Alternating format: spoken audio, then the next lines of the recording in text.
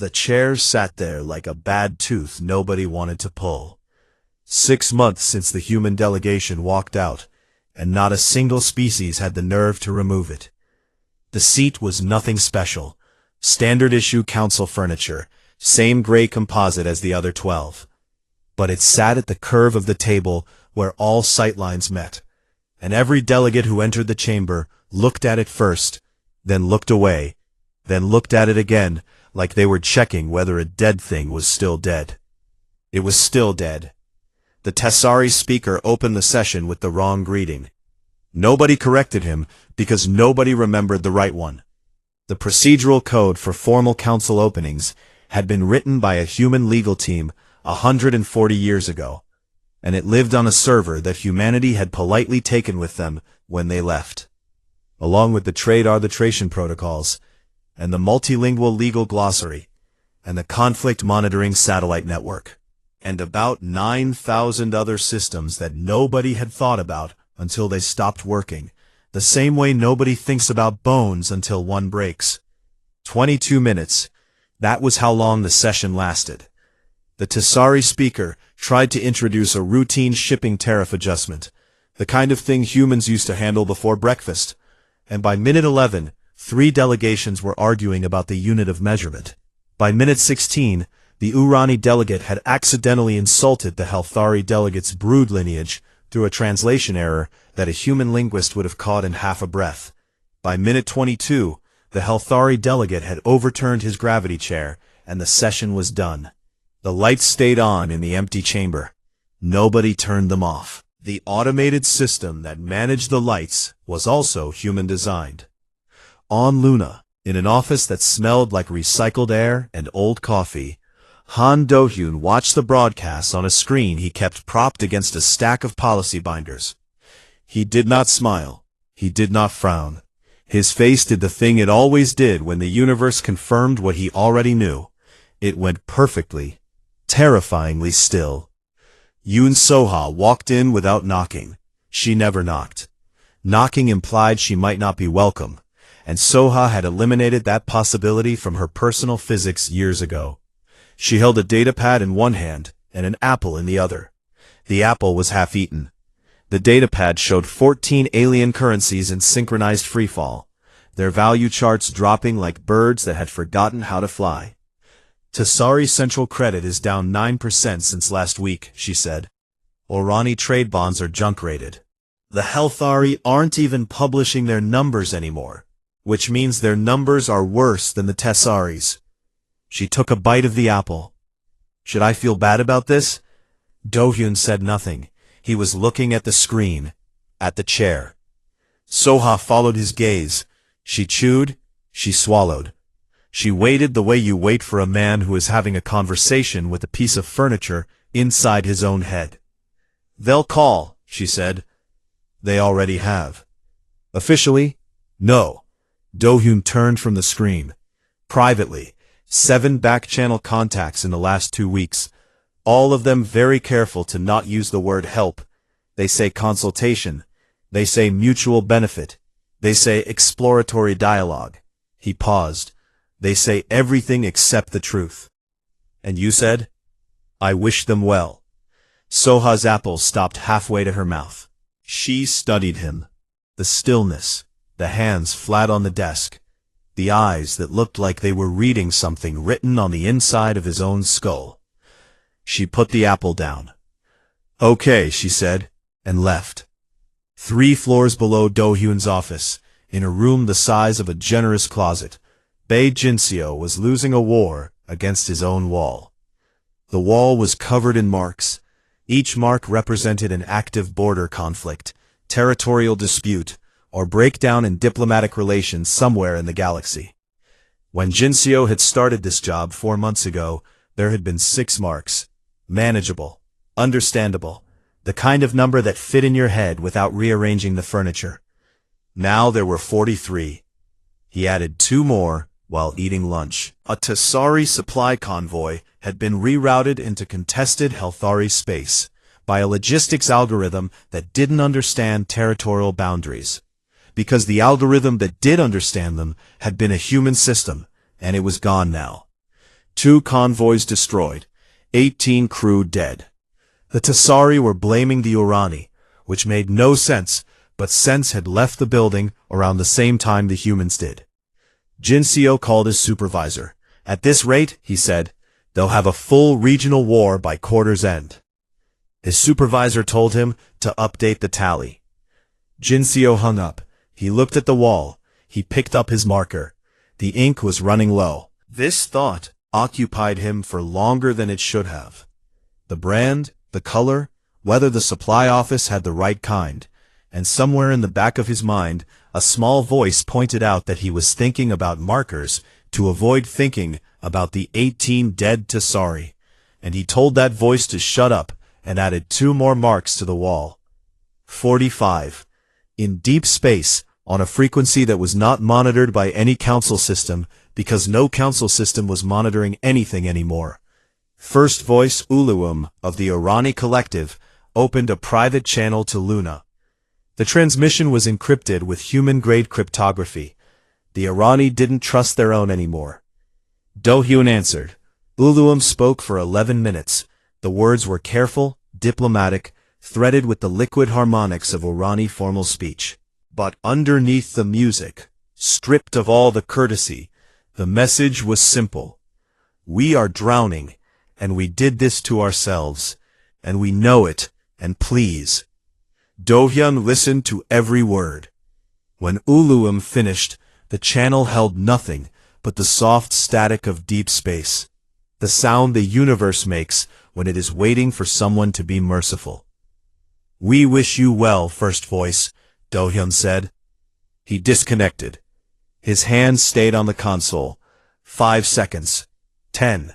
His fingers pressed into the surface hard enough to whiten at the knuckles. Then he stood, walked to his window, and looked out at the cold light of stars that didn't care about chairs or councils, or the 80 Helthari warships that were, at that exact moment, crossing into Tessari space for the first time in 80 years. The ceasefire that had held them back was a human document, maintained by a human legal team, enforced by human-built monitoring stations, all of which had gone dark 6 months ago. The universe was not insane yet, but it was warming up. The Tessari border colony of Rethuum had no sky anymore. The dome was cracked in 3 places. Not shattered, cracked, which was worse, because it meant the air was leaving slowly. A quiet leak, instead of a loud one. The kind of death that lets you think about it on the way down. Emergency patches held with adhesive that was already yellowing. The colony's atmospheric regulator, human-manufactured of course, had been damaged in the Helthari raid, and nobody on Rethuum knew how to repair it, because the maintenance manual was in a human technical language that the colony's engineers had never bothered to learn. Why would they? The humans had always come to fix things. Captain Kwan Taeho brought the HSS Baekdu into orbit above Rethuum on a Tuesday, though the word Tuesday meant nothing out here. What meant something was the view from the bridge. A colony dome the color of a bruise, emergency lights blinking in patterns that even from orbit looked like panic.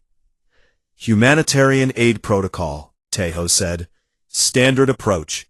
Medical supplies first, then atmospheric repair, then food distribution. His first officer looked at him. Sir, they voted against us. I'm aware. They celebrated when we left.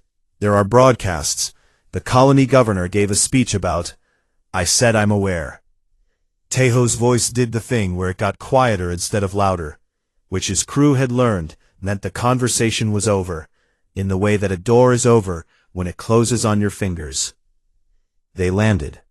The colony's residents gathered at the port, insectoid bodies pressed together in the tight formation that Tessari adopted when they were afraid. A wall of chitin and trembling antennae. They had not seen a human ship in nearly a year. They didn't know what it meant that one was here now. In the Tessari experience, ships that arrived after a raid were usually there to finish the job. No Enji stepped off the ramp first. She spoke Tessari, not fluently, but well enough to get the important parts right. "We are here to help," she said in their language. "We carry medicine and tools. We are not armed." Silence. The clicking of mandibles. Then a small one, a child cast, barely up to Inji's knee, separated from the group, and walked forward on unsteady legs. It reached Inji, and wrapped two of its forearms around her leg. The grip was tight, desperate. The way you hold something when you've forgotten that holding is allowed. Inji looked down at the child, and did not move. She stayed very still for a very long time. Later, aboard the Baekdu, she would sit in her quarters and not speak for an hour. When Taeho asked if she was all right, she would say fine, in the specific tone that meant the opposite. And Taeho would nod and leave her alone, because he understood that some things need silence, the way wounds need air. But that was later. Right now, she stood on the ramp, with a Tessari child attached to her leg, and she placed one hand on the child's head, and she said in Tessari, "You're safe." She didn't know if it was true. She said it anyway. Back on Luna, Soha was having the time of her life, though she would never describe it that way. She stood before the HAC leadership board with a projection showing galactic economic contraction on a scale that made the numbers look like they were trying to escape the screen. "Without human-managed trade protocols," she said, straightening a stylus on the table, she had four, all aligned to the millimeter, "galactic GDP will contract 30% within 2 years. Some have already started. The Helthari have seized 3 independent mining operations this month alone. Nobody stopped them, because the enforcement mechanism was," she paused, adjusted another stylus, "us." The board watched her the way you watch someone describe a building fire while organizing their desk. "And if we re-engage?" Do-hyun asked from the head of the table. Soha looked up from her styluses, a rare moment of complete stillness. "They'll let us back, on our terms, completely." "But?" "No but. That's the projection. They are out of options, and they know it. The question is when, not if. Then we wait." "How long?" Do-hyun did not answer this. The board shifted. Soha picked up a stylus, held it, put it down. The alignment was now slightly off. This, for Soha, was the equivalent of screaming. On the border, things were getting worse in the way that things get worse when nobody is watching, which is to say, completely and without elegance. The Helthari war fleet that had crossed into Tessari space had not stopped moving. 3 more species had been pulled into the conflict through treaty obligations that nobody could interpret correctly, because the interpretive legal body had been a human institution. Taeho's Baekdu was running aid missions on a 16-hour rotation. His crew was exhausted. His medical supplies were running low. Every colony they reached was worse than the last. The pattern was the same everywhere.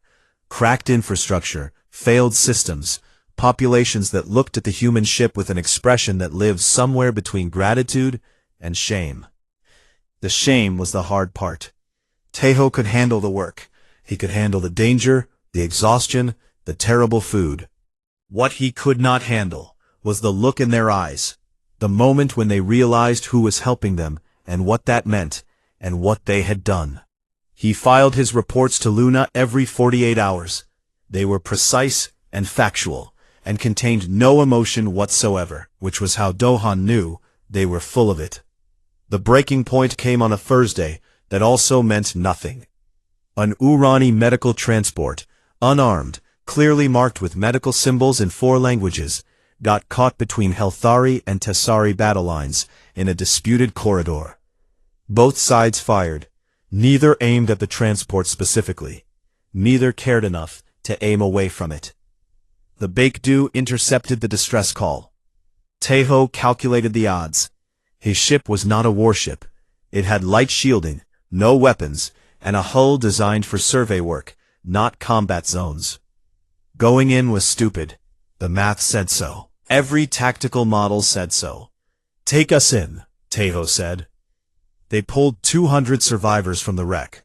Urani, aquatic beings in emergency containment suits, their water-breathing membranes already drying in the wrong atmosphere.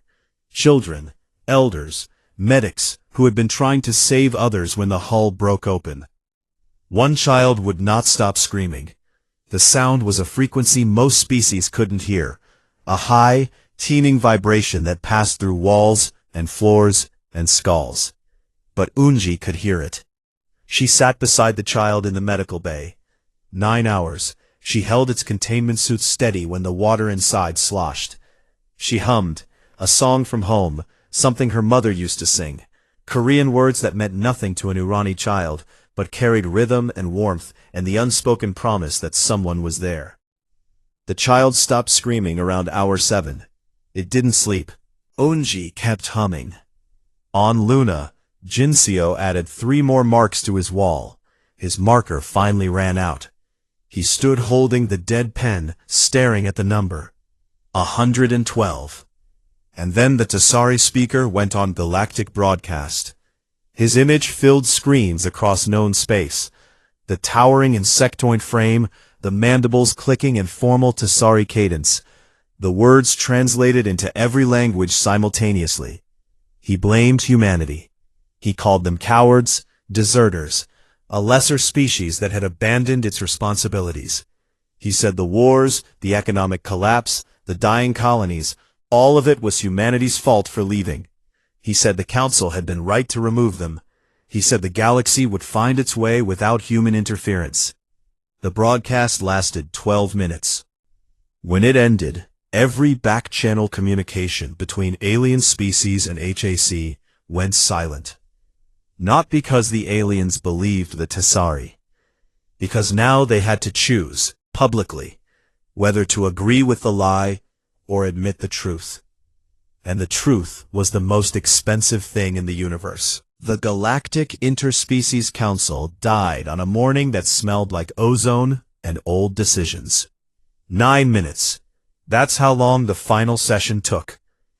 The Helthari had already withdrawn 2 weeks before, declaring the Council a human relic unfit for a post-human galaxy, which was the diplomatic equivalent of spitting on a grave. Without the Helthari, the Tasari, or humans, the remaining members sat in a chamber built for 12, and felt the empty seats like missing teeth. The Urani delegate proposed a suspension of operations. The vote was unanimous. No one debated, no one argued. The species that had spent 400 years arguing about everything found, in the end, that they had nothing left to argue about. The Council was a machine, and the humans had been the engine. And without the engine, the machine was just furniture arranged in a circle. The lights stayed on when they left. The automated environmental system, human-coded, human-maintained, now orphaned, kept the chamber at optimal temperature for a mixed-species assembly that would never assemble again. Somewhere in the walls, a ventilation fan hummed a steady note, pushing clean air into a room that no longer needed it. Nobody turned anything off. On Luna, Bei Jinseo watched the dissolution broadcast in his closet-sized monitoring room. His wall held 214 marks. He had started using different colors when the first marker ran out. Black, then blue, then red. The red had become dominant. It made the wall look like it was bleeding. He sat down. He put his hands on his knees. He breathed in through his nose and out through his mouth, the way the HAC counselor had taught him. And he thought about the fact that he was 29 years old, and he was watching a galaxy come apart, and his primary contribution to the situation was a very accurate wall. Then he stood up and added another mark, because a border skirmish in the outer Tessari territories had escalated while the Council was busy dying, and someone had to count. Tejo came home. Not home. Luna was not his home, the Baekdu was his home, and he had left it in orbit like a dog tied outside a building. But he walked into HAC headquarters with the posture of a man who had carried something heavy for a very long time, and was looking for a place to set it down. The classified briefing room held 9 people. Dahyun sat at the center. Soha sat to his left, styluses arranged. Taeho stood at the front, because sitting felt wrong. He didn't use slides, he didn't use data. He just talked. He talked about Rethuum, the cracked dome, the child cast clinging to Enji's leg. He talked about the Urani medical transport and the 200 survivors they pulled from the wreck, and the child who screamed for 7 hours in a frequency that got inside your skull and stayed. He talked about colony after colony, Tesseri, Urani, 3 smaller species whose names most of the people in the room had never learned. All of them cracked open and leaking and held together with adhesive and fear. He talked about Baluk, the one that every alien gave when they saw a human ship arrive. The look that started as terror and became relief and then became something else, something worse, something that sat between gratitude and humiliation, like a stone in the throat. They know, Taeho said. Every single one of them knows. They know they did this. They know we could have stopped it. And they look at us, at me, at my crew, and they say thank you. And what they mean is, why didn't you come sooner? The room was very quiet. I don't have an answer for them, Taeho said. He looked at Dohyun. The look held. It was not disrespectful. It was not angry. It was the look of a man who had seen too many cracked domes and needed someone to tell him the math still worked. You're running out of time to be right, sir. Dohyun held the look. His face did the still thing.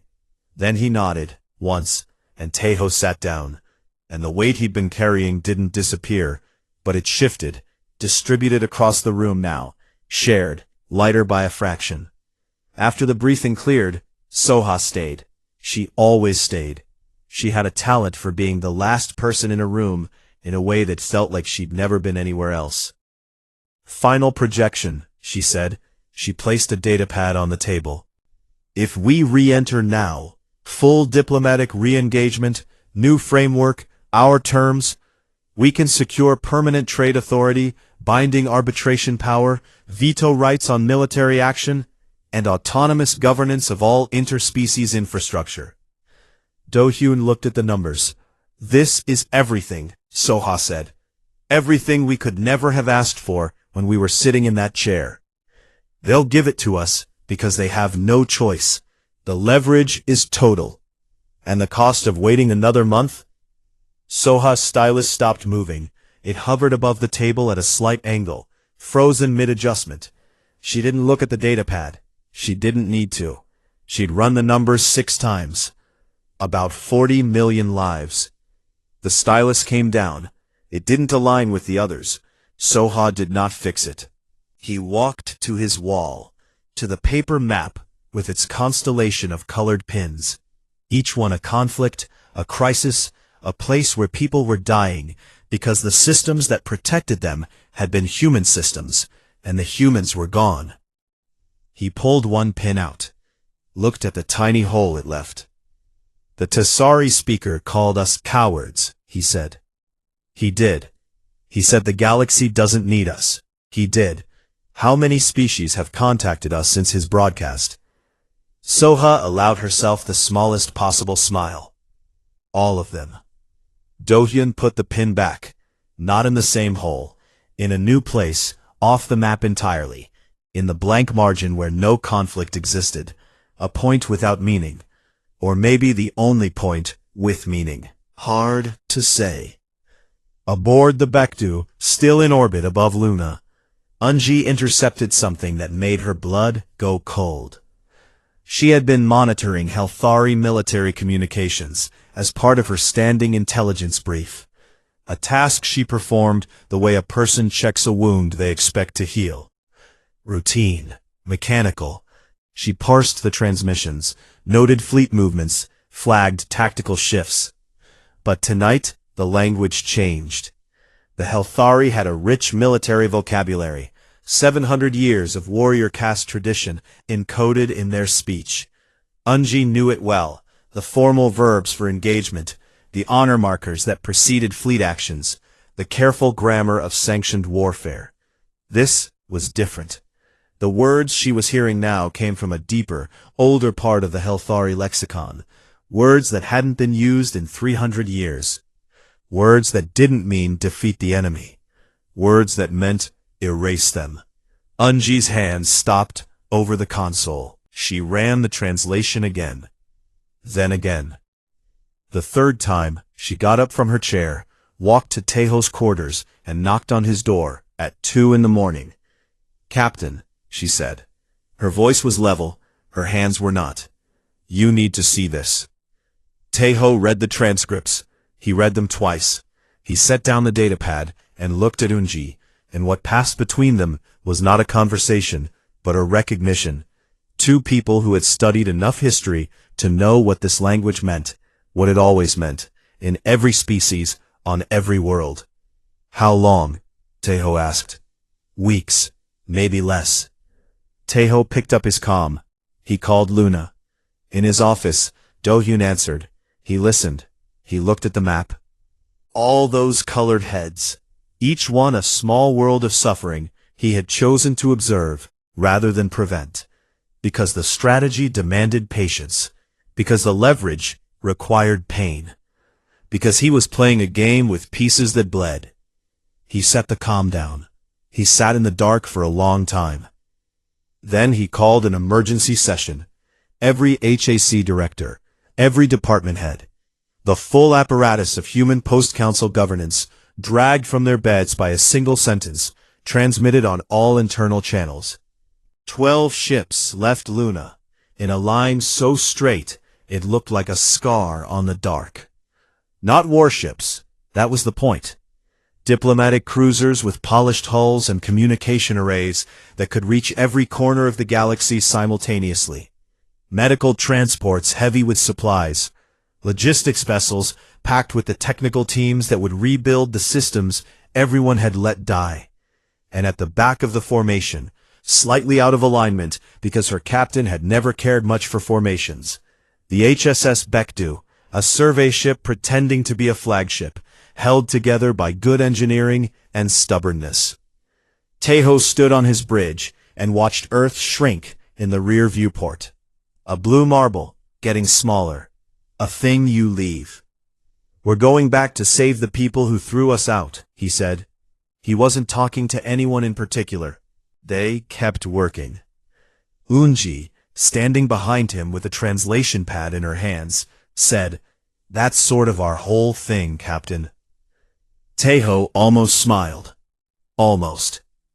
The summit was held on Station Miryong, a decommissioned trade hub in unclaimed space, built by human engineers 40 years ago as a neutral meeting point for species that couldn't agree on atmosphere, gravity, or the definition of a handshake. It had been abandoned when the Council took over its functions. Now, with the Council dead, it was the only place left that belonged to no one. Human signage still lined the corridors. Directional markers in Korean and English, faded but legible. Restroom symbols, emergency exit routes. The Tasari delegation walked past a sign that read, "Cafeteria, Level 3, and pretended not to see it. The Urani delegation walked past the same sign and stopped to look at it for a long time. Every species came. Even the Helthari, who sent a single warship that parked at the edge of the station's sensor range and sat there like a held breath. They sent 3 delegates aboard a shuttle. The delegates wore ceremonial armor, which in Helthari culture could mean either "we come in peace" or "we are ready to kill you," depending on the angle of the chest plate. Unji noted the angle. It was ambiguous. She kept that to herself. Do-hyun arrived last. This was deliberate.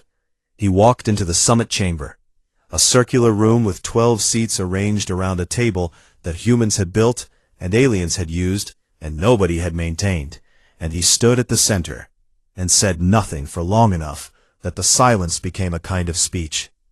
Then he sat down and opened a folder. Paper. Actual paper. This was also deliberate. Every species in the room used digital systems. Paper was a human affectation, something the other species associated with humanity's strange attachment to physical objects. Using it here, now, was a message. We are doing this our way. These are the terms of human re-engagement with the galactic community, Do-hyun said. His voice was soft. It carried. They are not a negotiation. They are an offer. You may accept them or decline them. There is no third option. The room tightened like a muscle. He read the terms, slowly, in order, each one landing with the weight of a thing that had been planned for months by people who were very good at planning. Human authority over all interspecies trade infrastructure, permanent, not leased, not shared, not subject to review. The systems humanity built would be humanity's to operate, and the galaxy would pay usage fees that Soha had calculated down to the decimal, fees that were fair, which made them harder to argue against than fees that were exploitative. Human-led arbitration courts with binding legal power. No appeals to species-specific tribunals. If two species couldn't resolve a dispute, they came to a human court, and the ruling stood. Period. A new compact, not a council. The word was chosen carefully, with rotating leadership among all species. But humans would hold a permanent oversight seat, a seat that could not be voted away, removed, or redefined by any body other than humanity itself. Full integration of human legal frameworks for conflict resolution. The ceasefires, the treaties, the monitoring systems. All of it rebuilt, all of it human-managed, all of it functioning within 60 standard days of signing. And one final condition. Do-hyun set down the paper. He looked around the room. He made eye contact with each delegation, a slow, deliberate circuit that took nearly a full minute. A formal, public acknowledgement, he said, from every signatory species, stating that the removal of humanity from the Council was an error, not a difference of opinion, not a policy adjustment. An error. The room went cold. Not figuratively. The Tessari delegate's body temperature dropped 3 degrees, a stress response that fogged the air around their carapaces. This is not for pride, Do-hyun said. This is for the record, so that what happened cannot be rewritten, so that no future generation can read the history and think it was a mutual decision. It was not mutual. We were removed. What followed was a consequence. The record must reflect this. First voice Uluum of the Uranai was the first to sign. The fluid script of Uranai formal agreement flowed across the paper like water finding a channel. Uluum's manipulator arms trembled, not from weakness, from something older. 3 more species signed within the hour. The smaller delegations moved quickly. Species that had suffered the most, that had lost colonies and trade routes and lives, that had no pride left to protect because pride was a luxury and they were bankrupt. The Helthari delegates signed in silence. Ceremonial armor. Unreadable angle. His mark on the paper was a single sharp line, the Helthari symbol for binding oath. He did not speak. He did not need to. By evening, 11 of 12 species had signed. The Tessari speaker had not. He sat in his seat, the largest in the room, custom-built for his species frame, and his mandibles worked in slow, grinding cycles. The sound filled the silence like a clock that hated time. "We do not apologize to lesser species," he said. The room held still. Do-hyun did not respond. He set his hands flat on the table. The gesture his staff knew meant he was waiting for the universe to solve its own problem. And the universe usually did. Uluum spoke. The Urani's voice carried the liquid resonance of deep water harmonics, sounds that traveled through bone as much as air. "Then you will apologize to an equal one." One by one, every delegation turned to face the Tessari speaker. 11 species, 11 angles of attention. Some were angry, some were tired, some were simply done. Done with the posturing, the pride, the 400-year-old pecking order that had led them to this room, this table, this paper. The Tessari speaker's antennae flattened. In Tessari body language, this was submission. Not to force, but to consensus. The hive mind's deepest reflex. When the swarm turns, you turn with it. He signed. The paper now held 12 marks. Do-hyun placed his own below them, not above, below. This was also deliberate, and every diplomat in the room understood what it meant. Humanity was not placing itself on top, it was placing itself at the foundation. The distinction was subtle. The message was not. Jin Seo watched the signing on his screen, in the monitoring room on Luna. The broadcast played across every system, every colony, every ship with a functioning receiver. He looked at his wall, 214 marks at peak. He picked up a marker, green this time. He'd bought a new set, and drew a line through the first mark. He looked at the wall, one down, so many left, but the number had done something it hadn't done in months. It had stopped going up. After the chamber emptied, Do-hyun stayed behind. He walked the circular room alone. His footsteps echoed on the composite floor. The old council chamber, the one on the council station, not this one, still existed somewhere. Lights still on, chairs still arranged, automated systems still pushing air into a room nobody used. This room was different. This room was being born. The new one.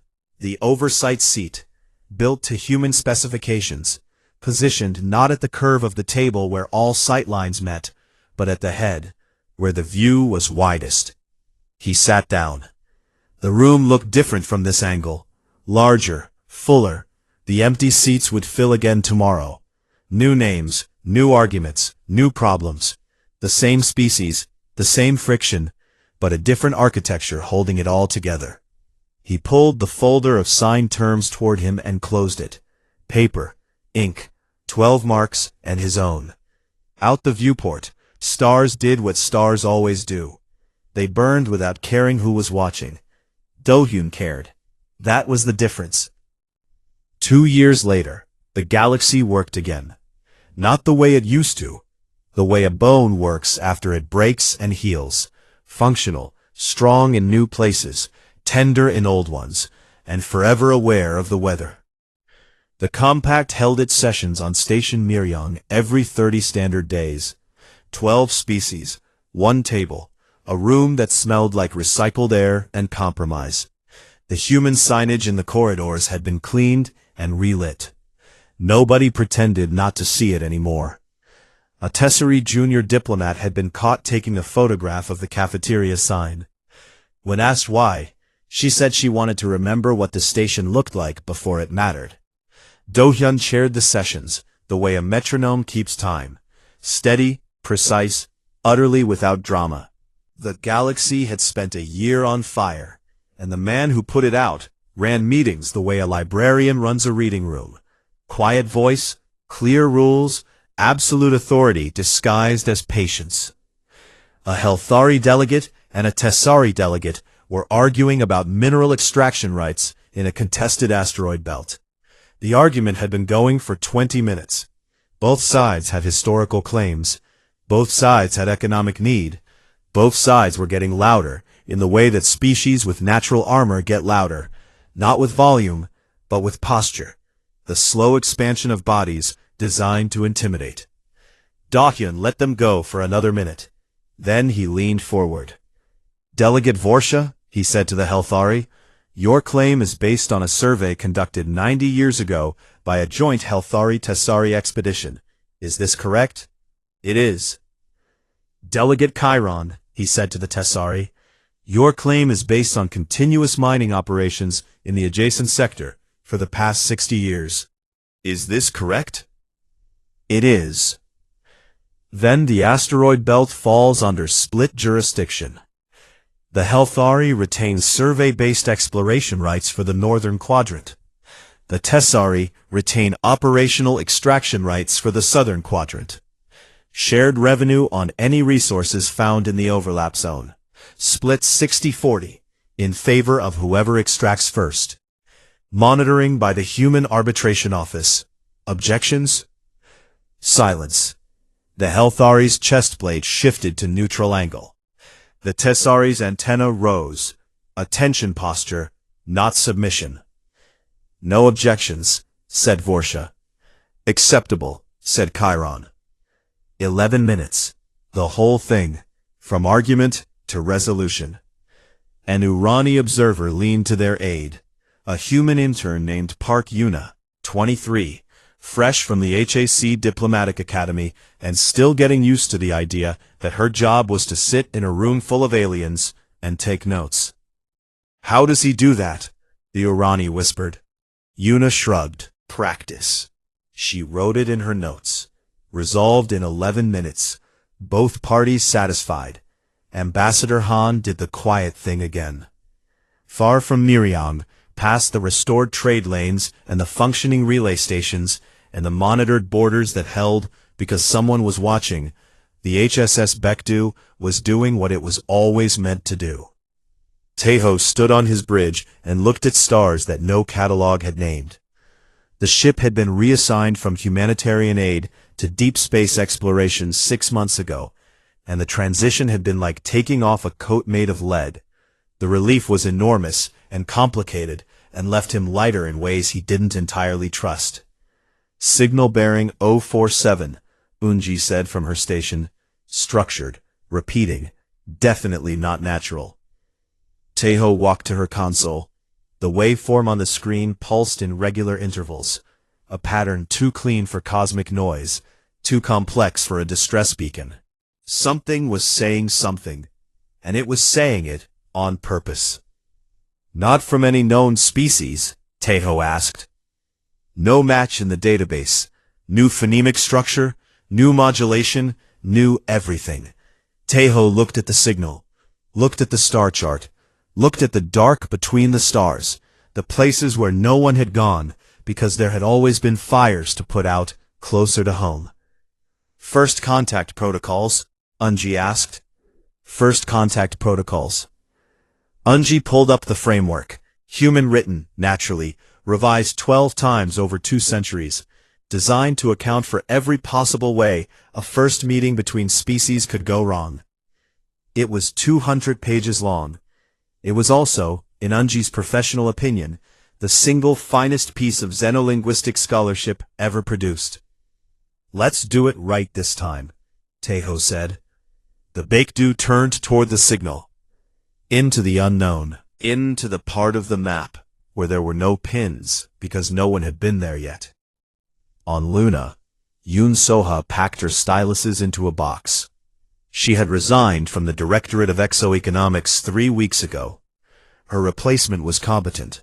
Soha had trained him herself, which meant he was competent in exactly the ways she wanted him to be. The galactic economy was stable.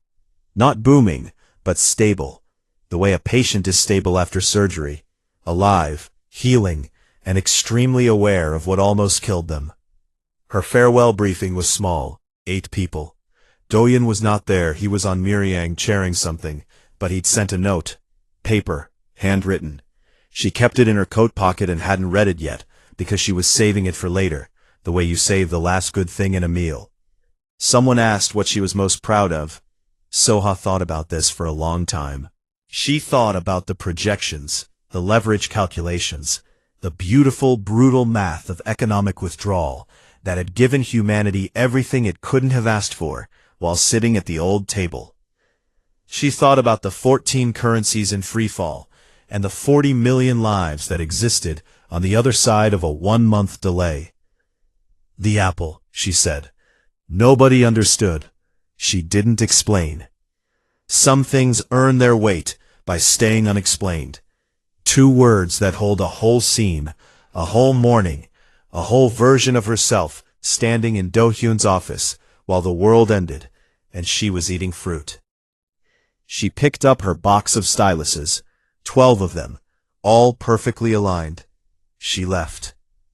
On the Urani homeworld, in a coastal city built into living coral, First Voice Ulum opened a memorial. It was not for the dead. There were other memorials for the dead, stone and water and bioluminescent script, listing names and languages the dead had spoken. This one was for something harder to name. They called it the Hall of Silence, It was an empty room. No art, no inscription, no seats. Just a chamber carved from deep-sea basalt, polished to a dark mirror, with acoustics so perfect that a whisper in one corner could be heard in every other. The room was designed to hold sound the way a cup holds water, completely, without waste. But there was no sound to hold. That was the point. The memorial honored the period the Orani called the stillness, the months when no one could speak to anyone because the translators were gone, the protocols were dead, and the language that held 12 species in conversation had walked out of the room wearing a human coat. Visitors came. Orani stood in the chamber and listened to nothing, and understood what nothing sounded like when it used to be something. Tasari delegates visited in small groups, their mandibles still for once, their hive chatter suppressed. Even a pair of Healthari came, stood in the center, armor angles unreadable, and left without a word. Human visitors stayed the longest. They stood in the silence and heard, in the absence of sound, the echo of everything they had once provided, and the cost of having it taken for granted. Do-hyun visited once, alone. After hours, he stood in the dark chamber and listened to the quiet for a long time. When he returned to Luna, he went to his office. The paper map was still on the wall. His aide, a new one, the third since the crisis, looked at it with the respectful confusion of someone who has inherited a mystery. "Sir, should I replace the map? It's quite damaged." Do-hyun looked at it. The pins were gone, pulled out one by one over the past 2 years, as conflicts resolved, treaties held, borders stabilized. What remained were the holes, tiny perforations where colored pins had lived, each one a place where something terrible had happened, because the humans left and the universe went insane. The map was more whole than paper now, a thing defined by what had been removed from it. "Leave it," Do-hyun said. His aide nodded and left. Do-hyun stood in front of the map. He ran one finger across the surface, feeling the tiny punctures, the texture of aftermath. The office was dim. Luna's half-light came through the window at a low angle, silver and cold, the color of patience. The light passed through the little holes in the map, hundreds of them, each one a tiny aperture, a point where light found a way through paper. He stepped back. 1 step, 2, 3. From this distance, the holes weren't holes anymore. They were points of light on a dark surface, scattered in no pattern, following no logic, answering no design. They looked like stars. Do-hyun stood in his office on the moon and looked at his map of wounds that had become a map of light. And he thought about apples and empty chairs and children who scream in frequencies only the patient can hear. And he did not sit down, and he did not look away. And outside the window, the actual stars burned the way they always had, without asking permission, without needing an audience, without caring whether anyone below them was wise enough, or foolish enough, or human enough to look up and keep watching.